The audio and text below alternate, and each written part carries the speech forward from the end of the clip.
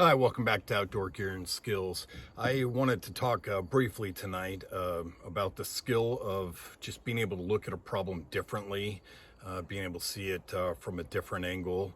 A lot of times we get too close to something, or we expect it to, be solved in a way that we typically do things, and that's not always the case. So I've got my 55 quart lifetime cooler that I've had for almost, well, I don't know, close to a year probably. I really love this thing, and I'll talk about this later, but I just bought some master locks on Amazon, and this is, it's either 2-inch shackle or 2 1/4, but I wanted it long specifically to lock this cooler. So when I talked about going up to Crater Lake and Diamond Lake a few weeks ago with my buddy Sean, we had stuff sitting in the back of his Jeep Gladiator, and we didn't, want people to just be able to walk off with something. It's really easy to grab something like this and, just take off with it. And so I wanted to be able to lock these up. Plus, I'll be going camping again in Toketee in a few weeks, and so I want to be able to lock these up and put a cable around a tree and keep them secure, not for the food inside, but for the cooler itself. So I got these shackles and just got them in the mail the other day. So I went to go put this on, and on here, when I went to go put it on, I couldn't get the body of the lock to turn and get on there. And I was like, oh, that's okay. What I'll, was planning on doing anyway was just flipping it upside down and going this way. But I was having difficulty getting the lock in there. Then I couldn't get it lined up. And then it just dawned on me, if I just open this up and I can easily stick that in there, and then I'm just latched on the bottom, then I can drop the top and lock it up. And I thought, well, that was pretty good, because I sat here and kind of struggled for a little bit and couldn't get it in. I wanted it to be easy. And just having that thought of, it doesn't have to be closed to try to lock it. I can prop it open, slam it in there, then close it and lock it. I'm like, well, I'm kind of smart.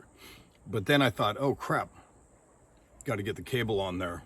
So when I line this up, I've got the part of the shackle that goes into the body right here, so how am I going to do that? So then I had the thought, I'll just put that on, move it over to the back of the shackle. Then I just repeat what I did, and then lock it up, and then I've got my cable, and I just wind it around the tree. So it's not always, doing things the way you've always done them, or thinking about things the same way you always have. Sometimes we just have to take a step back and try something new and just see. If opening this didn't work, I don't know, I would have tried to, think of something else. But typically my thought process is, it's got to be closed before I lock it.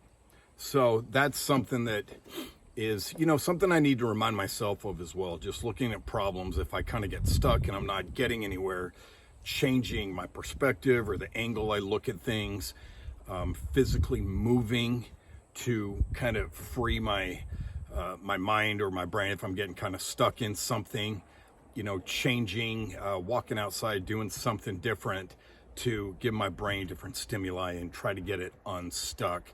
I think that's really good, because a lot of times we can be missing things, missing information that, we're not processing properly, or we're thinking of something. My brother-in-law, Brett, is a civil engineer. He actually does water treatment, just retired.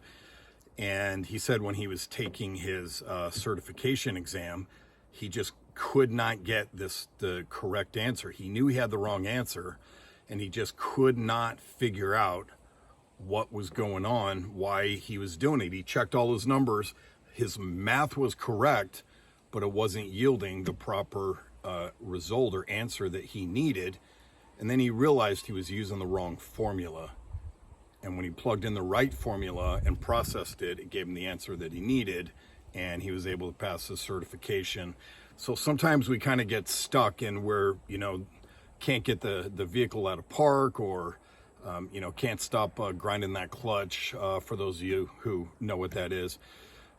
So it's a good skill to have, just the ability to stop, back up, look at problems or challenges in a different light, as a way to try to yield a more creative and beneficial solution. So I would love to hear your experiences, or what type of exercises you go through in order to help keep yourself from getting stuck, or to unstick yourself when you get into a bind like that, and how you kind of process stuff.